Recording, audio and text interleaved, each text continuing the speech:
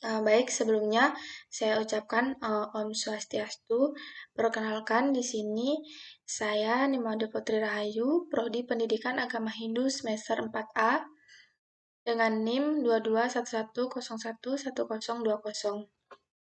Jadi di sini saya akan memaparkan tentang uji T dan uji F dalam analisis regresi berganda pada SPSS.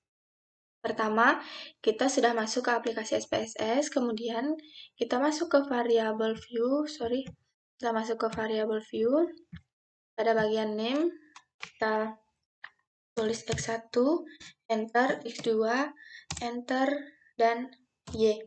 Kemudian pada label, kita tulis motivasi, yang pertama, itu X1, kemudian minat, itu X2, kemudian prestasi, itu Y. Jika sudah seperti ini, kita masuk ke data view. Di sini sudah terlihat X1, X2, dan Y. Nah, jadi setelah itu kita masuk ke Excel untuk mengcopy data kita. Kita copy. Selanjutnya kita paste pada SPSS. Nah, jika sudah, kita masuk ke analyze di sini, kemudian regression, kemudian linear. Setelah itu, di sini variabel prestasi saya pindahkan ke dependent, kemudian motivasi dan minat ini saya pindahkan ke independent. Nah, kemudian klik OK. Nah, di sini sudah keluar hasilnya atau outputnya, teman-teman. Jika sudah, bisa kita lihat di sini dari output dan tabelnya ini. Selanjutnya, kita di sini mempunyai 3 hipotesis, yaitu H1, H2, dan H3. Jadi, H1 itu terdapat pengaruh motivasi atau X terhadap prestasi atau Y. Kemudian H2 terdapat pengaruh minat atau X2 terhadap prestasi atau Y. Kemudian H3 terdapat pengaruh motivasi dan minat X2 secara simultan terhadap prestasi atau Y. Kemudian, jadi terlebih dahulu kita lihat pada uji hipotesis H1 dengan H2 dan uji T itu perlu kita lihat pada tabel koefisien ini di sini. Jadi di sini dapat kita lihat pada nilai signifikannya, yaitu 0, pada nilai signifikan untuk pengaruh X1 terhadap Y itu adalah 0,347. Di mana angka tersebut lebih besar dari 0,05 dan nilai T hitungnya itu adalah 0,992.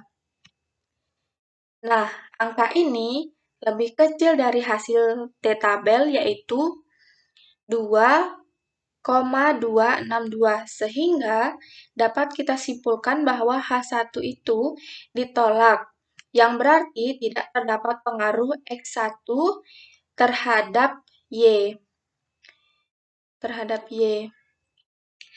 Tidak ada pengaruh X1 terhadap Y atau prestasi. Kemudian selanjutnya pengujian hipotesis yang kedua.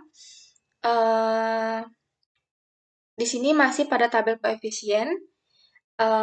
Kita lihat nilai signifikannya untuk pengaruh X2 terhadap Y adalah 0,007. Di mana nilai tersebut lebih kecil dari 0,05 dan nilai dihitungnya adalah 3,441. itu lebih besar dari T tabel yaitu 2,262 sehingga dapat kita simpulkan bahwa H2 diterima eh, H2 diterima berarti terdapat pengaruh X2 terhadap Y. Jadi, ada pengaruh antara minat dan prestasi. Jadi, di sini em, hipotesis 2-nya itu atau H2-nya itu ada pengaruh antara minat atau X2 dengan prestasi atau Y. Kemudian, kita lanjut pada hipotesis yang ketiga yaitu H3 dengan uji F. Itu bisa kita lihat pada tabel ANOVA ini, teman-teman. Jadi, dapat kita lihat berdasarkan output yang ada, yaitu diketahui nilai signifikansinya itu X1 dan X2 secara simultan terhadap Y yaitu sebesar 0,01, artinya ini lebih kecil dari 0,05. Kemudian nilai F hitungnya itu 23,978. Itu lebih besar dari F tabel yaitu 4,10 sehingga dapat disimpulkan bahwa H3 itu diterima. Jadi itu berarti terdapat pengaruh X1 dan X2 ini secara simultan terhadap Y. Jadi, ada pengaruh X1 atau motivasi dan X2 atau minat itu ada pengaruh secara simultan terhadap prestasi atau Y. Jadi, itu teman-teman caranya bagaimana kita membaca atau membaca tabel-tabel output ini. Kemudian lanjut pada koefisien determinasinya itu kita lihat pada tabel em, model summary ini.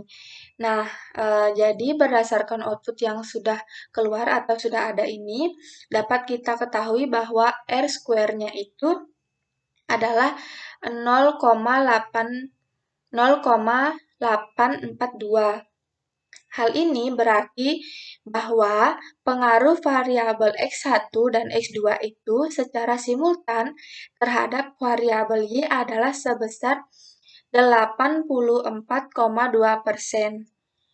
Nah, jadi mungkin itu saja yang bisa saya paparkan di sini tentang uji T dan uji F em,